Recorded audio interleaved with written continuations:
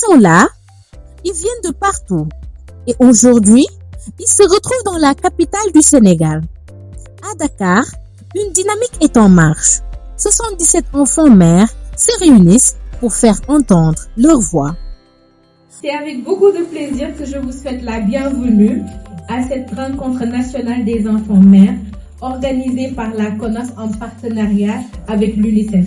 L'ouverture de l'atelier a permis de poser le cadre et d'installer une dynamique participative.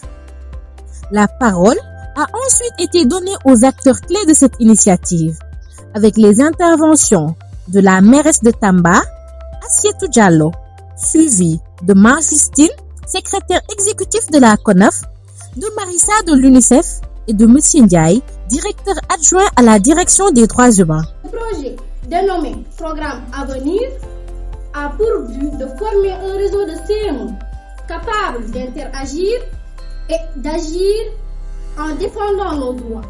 Vous qui êtes venus des régions, est une preuve vivante de la participation des enfants.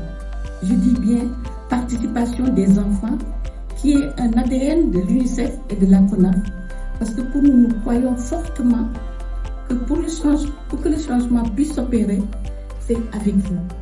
On est vraiment là pour vous écouter, pour savoir comment on peut faire des CME vraiment un atout pour chaque collectivité territoriale, mais aussi et surtout un atout pour les enfants. Donc, la problématique des droits des enfants est au cœur des politiques publiques sénégalaises.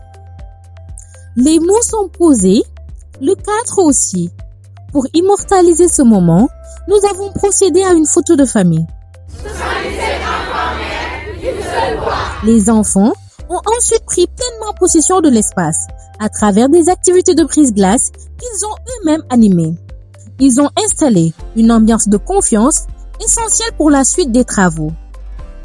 La journée s'est poursuivie avec un rappel des principes de sauvegarde par Tata Evelyne de l'UNICEF, suivi d'une présentation du directeur adjoint des droits humains sur le code de l'enfant et les enjeux de son adoption.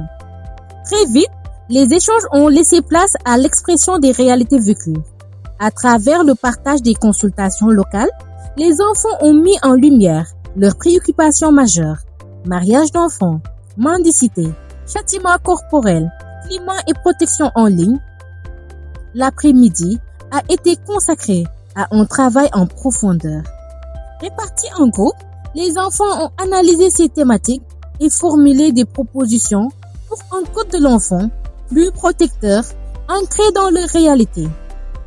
Les restitutions ont permis de faire émerger des messages forts, portés collectivement. On a parlé de la mendicité, du changement climatique et les violences en ligne et tout ce qu'on vit réellement. Et pour chaque thème, nous avons analysé des conséquences, élaboré des recommandations et enfin donné des messages clés. Les restitutions ont permis de faire émerger des messages forts portés par les enfants. Ils ne subissent pas, ils analysent, ils proposent. Et maintenant, place à la présentation de notre expert climat, Monsieur Djedou.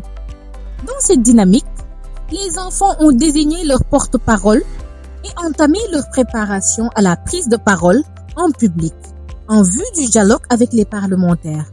J'ai été choisie par mes pairs à partir des critères que nous avons nous-mêmes proposés.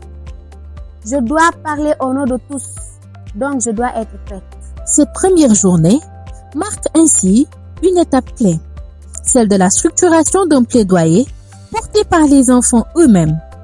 Une voix s'organise et se prépare à être entendue. Demain, ils ne parleront plus entre eux, ils parleront aux décideurs.